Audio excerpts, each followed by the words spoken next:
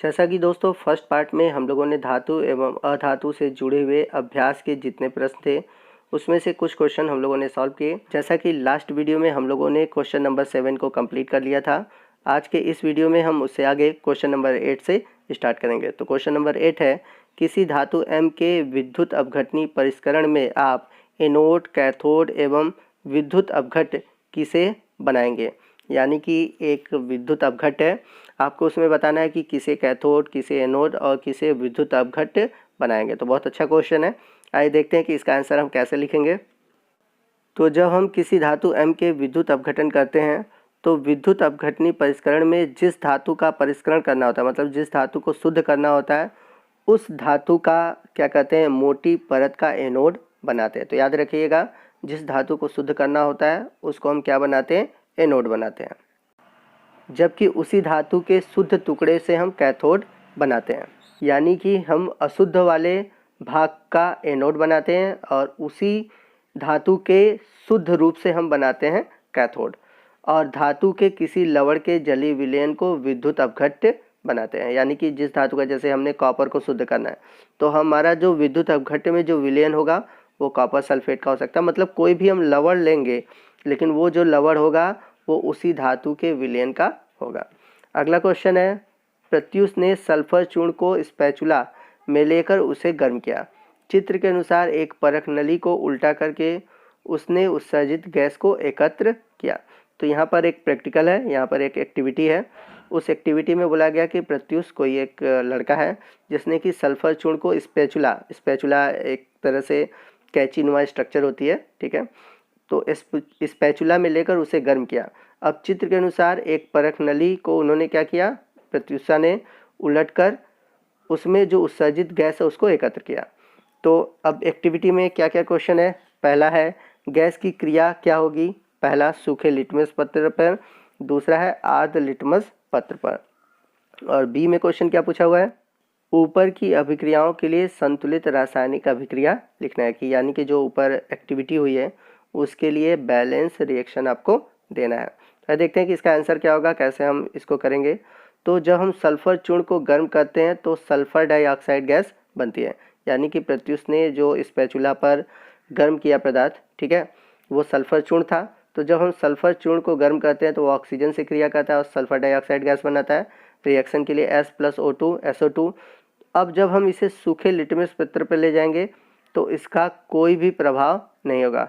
क्यों नहीं होगा, क्योंकि यह गैसीय रूप में कोई भी अभिक्रिया लिटमस पत्र पर नहीं देगा। याद रखिएगा, सूखे लिटमस पर।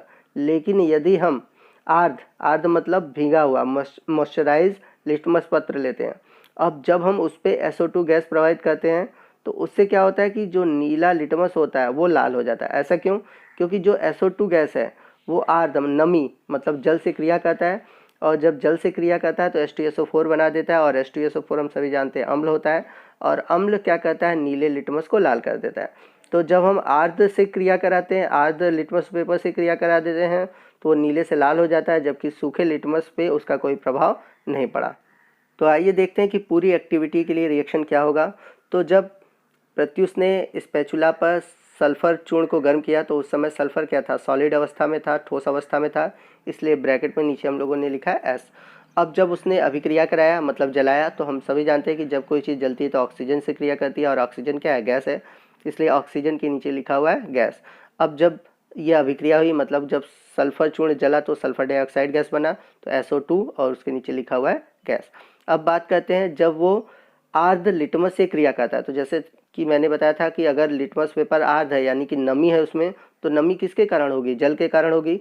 तो जो SO2 गैस है वो जल से क्रिया करेगा और बनाएगा H2SO3, यानी कि यह एक अम्ल है, यानी अम्ल H2SO3 क्या है, एक अम्ल है। अब जैसा कि मैंने बताया था कि अम्ल क्या करता है, नीले लिटमस को लाल कर देता है। तो इस कारण आपने देखा कि दूसरे वाले रिएक्शन में यानी कि जो आर्द्र लिटमस था वो नीले से लाल हो गया।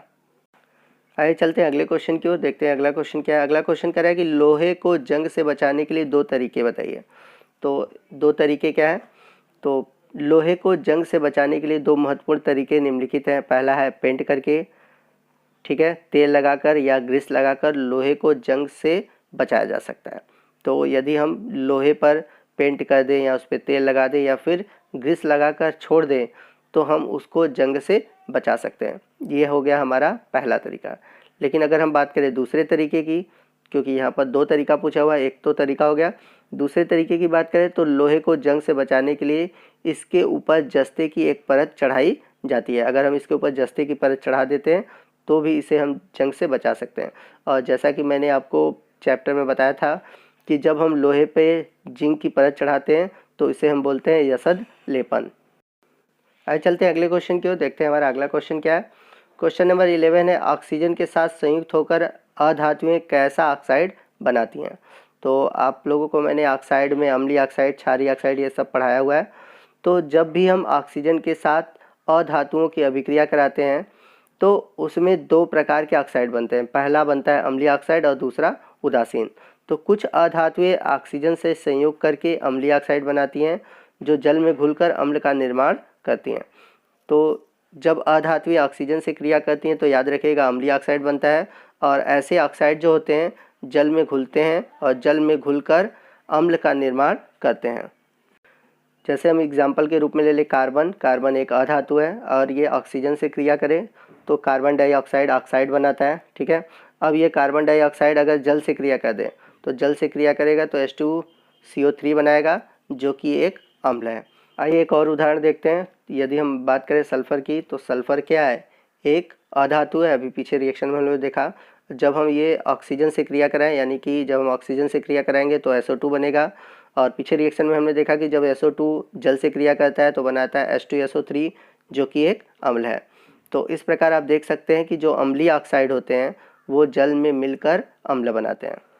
अब कुछ ऐसे अधातुएं हैं जो ऑक्सीजन से संयोग करके उदासीन ऑक्साइड बनाते हैं, यानी कि कुछ तो अम्लीय ऑक्साइड बनाते हैं जैसा कि पीछे हम लोगों ने देखा, जबकि कुछ जो अधातुएं होती हैं ऑक्सीजन से संयोग करके उदासीन ऑक्साइड बनाते हैं, जैसे कि H2O, NO2, CO जिसे हम बोलते हैं कार्बन मोनोऑक्साइड आदि। ये सभी उदासीन ऑक्साइड के उदाहरण हैं।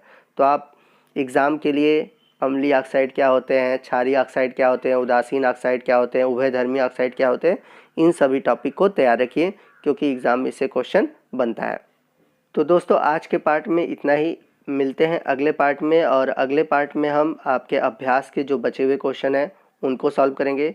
चूँकि क्वेश्चन इतना अधिक है कि मैं सभी क्वेश्चन को एक ही वीडियो में कंप्लीट नहीं कर सकता, इसलिए मैं क्या करता हूँ कि हर अलग अलग पार्ट में हर एक क्वेश्चन को सॉल्व कराता हूँ, जिससे कि क्या होता है कि वीडियो भी लंबा नहीं होता और आपका वीडियो से इंटरेस्ट बना रहता है। तो आप हमेशा जब भी वीडियो देखिए तो पहले से ज़रूर देखिए, क्योंकि आप जब पहला देखते हैं तो दूसरा आपको अच्छे से समझ में आता है।